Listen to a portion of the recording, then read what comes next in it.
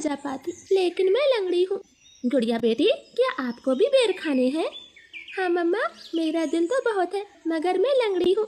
मेरी बेटी लंगड़ी है तो क्या हुआ, उसकी माँ तो स्वस्थ है। चलो आज मैं आपको बेरी के पेड़ पर ले जाती हूँ। आप भी जग्गू कुक्कू की तरह डाल पर बैठकर खूब बेर खाना। अब जल्दी चलो। फिर एक टोकरी में गुड़िया को बिठाकर मम्मा चिड़िया भी घर से बाहर चली जाती है। खट्टा मीठा बेर है, दिल कर रहा है इसकी गुठली भी खा जाऊं। नहीं जग्गू, गुठली नहीं खाना, बेर बहुत है, तुम बेर को ही खाओ। मैं तो कुछ बेर अपने घर भी लेकर जाऊंगा।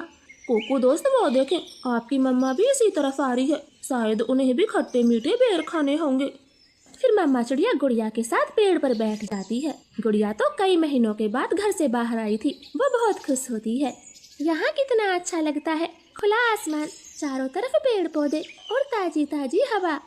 लो गुड़िया बहन, ये बेर खाओ, ये और भी मजेदार है। ऐसे वो तीनों गुड़िया को बेर तोड़ तोड़ कर खिलाते हैं। दूर छिपी हुई बुरी चील उन पर नजर रखे हुई थी। अरे वाह, एक साथ चार चार शिकार है, किसी एक का खात्मा तो हो ही जाएगा, बड़ी तेज भूख लगी है। फिर वह बुरी चील धीरे धीरे बेरी के पेड़ तक पहुंच जाती है और एकदम से उन्हें घेर लेती। जग्गू और कुक्कू तो डर के मारे मम्मा चिड़िया के पीछे छुप जाते हैं। सब ऐसे ही खड़े रहो, अगर एक भी भागा तो कच्चा चबा जाऊंगी, बड़ी तेज भूख लगी है मुझे। नाना चील जी, हमें जाने दे, हमारी जान बख्श दे, छोटे बच्चों पर रहम करें। नाना चिड़िया, किसी एक को तो अपना शिकार बनाकर ही खाऊंगी।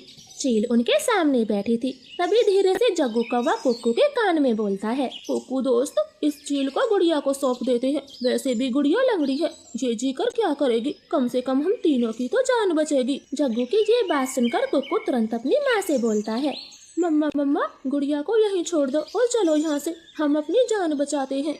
हाँ भाई, ये भी ठीक है, मेरा काम इस लंगड़ी चिड़िया से ही चल जाएगा, तुम सब चले जाओ। चील ने इतना कहा ही था कि तभी रानो चिड़िया जोर से चील को धक्का मारती है और पेड़ से नीचे गिरा देती। जग्गू कुक्कू, गुड़िया को साथ लेकर यहाँ से भाग जाओ, मैं इस चील को आपके पीछे नहीं आने दूंगी, बेटा जल्दी से भागो यहाँ से। इतना कहकर रानो चील पर हमला कर देती है और जग्गू और कुक्कू टोकरी लेकर वहाँ से भाग जाते हैं। चिड़िया और चील में काफी देर तक लड़ाई होती है और आखिर में चील रानो को जान से मार देती है। मर गई, छोटी चिड़िया मर गई, मुझसे लड़ने चली थी, अब तेरा मांस में मजे से खाऊंगी। कुक्कू भाई, मम्मा अभी तक घर नहीं आई।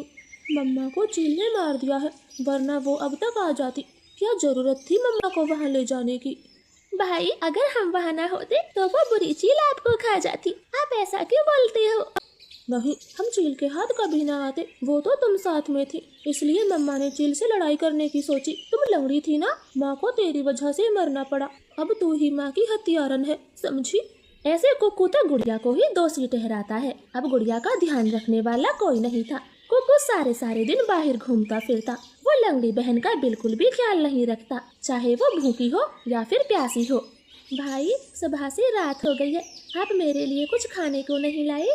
जंगल में भोजन की कमी हो गई है, अपना पेट भरना ही बड़ा मुश्किल है, ऐसे में तेरे लिए दाना कहाँ से लाता? ऐसा बोलकर कुक्कू तो सो जाता है। गुड़िया को पूरी रात नींद नहीं आती, क्योंकि वो तो कई दिनों से भूखी थी। मम्मा मम्मा, अगर आज आप जिंदा होती तो मेरा कितना ख्याल रखती, अब तो मुझे भी भूखा सोना पड़ता है, मैं क्या